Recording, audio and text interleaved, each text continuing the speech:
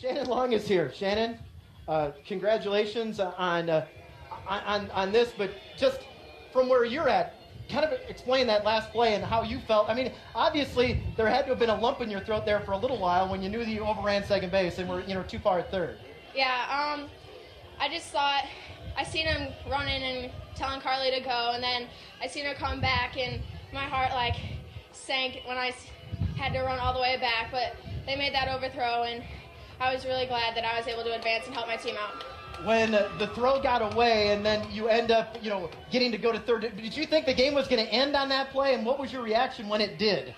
I was so happy that we were able to pull through the last inning, come out strong, and finish strong. That had to have been, to win a game that way, that's just almost unexplainable, isn't it? Yeah, it's amazing. Could you talk about, the first things that you thought about, Shannon, when you saw Stephanie score and you knew that you guys were celebrating a sectional title?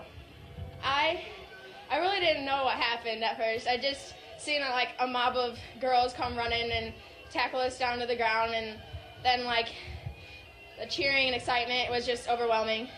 I tell you what, Miss Long, you're no longer a freshman. I tell you what, you had an unbelievable at bat. That, as a freshman coming in that situation, getting a base hit to left. You know what? I talked to Jimmy right before your bat. I said, it's just her and Dad pitching balls in the backyard. And I tell you what, that was a clutch hit for a freshman. Great job. Thank you very much. Shannon, congratulations. Thank you. All right, pass the mic over here to Miss Kester. Steph, hey, this is a hug. Congratulations, young lady. Thank you. Steph, if I could have, there's no way that you'd ever imagine that you'd win a game like that, right? No way.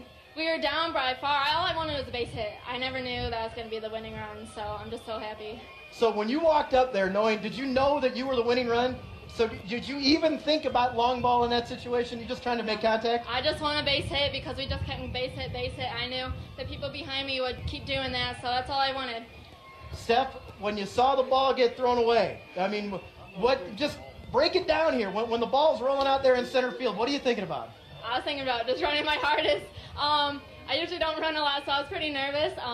But I ended up getting all the way home, didn't even have to slide, so that's just incredible. It's crazy. Now, when Coach Henderson was waving you in, what are you thinking about there?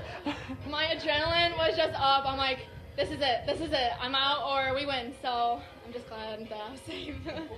Can you talk about the emotion at all when you knew that you won? And how about the dog pile you guys had out there? What did that feel like? That's a big pop around mosh pit there. Hey, I got trampled on, but it was great. I'd rather do that instead of walking off with a loss.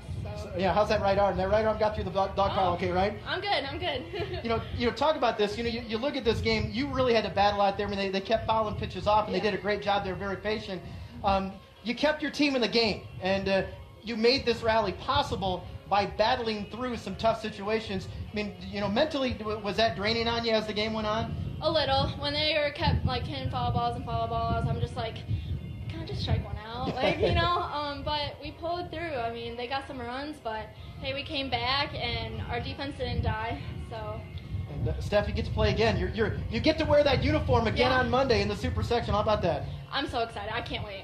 All right. And we're joined by Rick Henderson, who's still shaking here, and rightfully so. Rick, down to your final strike twice, down by 4 runs entering the last inning, and I don't know if I've ever seen a wilder ending to a baseball or softball game ever. That was just incredible stuff. Just like we drew it up. I saw you draw it up over there around third base. Me and Carly both said, I told Carly in the picture there, I said, it took 10 years to come up with that play, but by golly, it finally worked. You had to have Carly trip at first base, too, and everything like that. That's helped out. Of course. It's all show. For you, can you think through, what were the thoughts when you saw Shannon look like she was going to be caught in a rundown? What's going through your mind? The first thing that went through my mind was it was totally my fault, because in my mind I knew Carly's run meant nothing to me, and if it was even a close cutoff, I'm stopping her. But I didn't share that with Shannon, and her mind and instinct is to go. And she went, and I think that threat of speed, maybe, I don't know, but once that ball went through the center, I knew we were going to tie it, and then when Stephanie kept on firing out, I think we just got to keep going and not fall down again. We're going to win this. Did you think about stopping Steph? I mean, what? Absolutely I mean, not. Not even in my mind. When that happened, I'm like, this is our day. We're winning this right here. There was no doubt in my mind. I tell you what, with the center fielder half and going back to the fence, she has no momentum going forward and everything like that. She's got to get up. She's got to hit the cutoff now. Great call by you, giving that wave and Wendland sign and getting around third base and get that winning run in. Well, the thing is, we courtesy run for Stephanie all the time, and that wasn't even going to come into play there. But you're right. When I saw the ball at the fence and she's coming around second, I'm like, if that's a base hit and I have a runner at second, she's going to score. I can't stop her. She's going to go. She's going to go. You know, and the thing is, you look at that play, okay? That play doesn't happen if Cassidy Gillihan doesn't get a 2-out hit and keep it alive. That play doesn't happen if Carly Malott doesn't get a 2-out, 2-strike hit. And it doesn't, after Shannon Long, a tough day, butting into a double play and striking out twice, she comes through with a base hit to give Kester even a chance. It wasn't just that play. It was a sequence of plays that led to this unlikely win. You're right. It's what we coach and teach all the time. Never give up. Anything can happen. But I heard it behind my back while I'm preaching it. I hear it over my shoulder. I hear girls saying, one single at a time, ladies. We can't hit a 4-run homer with nobody on base. One single at a time. Just don't give up. Don't make the last out. And no one did. Wow. Now, does it even, at this point, you feel like there's a weight off your shoulder, don't you? You lost to Marengo last year. You get him in this one this year, and you get to play another game. This is bonus time, isn't it? Yeah, somebody out there said something about, is everything now icing on the cake? I go, no, we're just starting to bake the cake. Now we're ready to put it in the oven. Let's go. Coach, congratulations, and wow, we're gonna talk again on Monday before the Super Sectional. I know this is gonna sound nice. Hey, Rick, you're in the Elite 8. Oh, that's awesome. That's awesome. I told my son who came from Minnesota for my grandson's birth, we almost saw a birth, a sectional championship, and a death in the same day because it took me a while there to get my heart back going. Hey, I just passed my CPR class. I had to get through the fence, but you might have been all right. Oh, that might have been ugly, Coach. I don't know.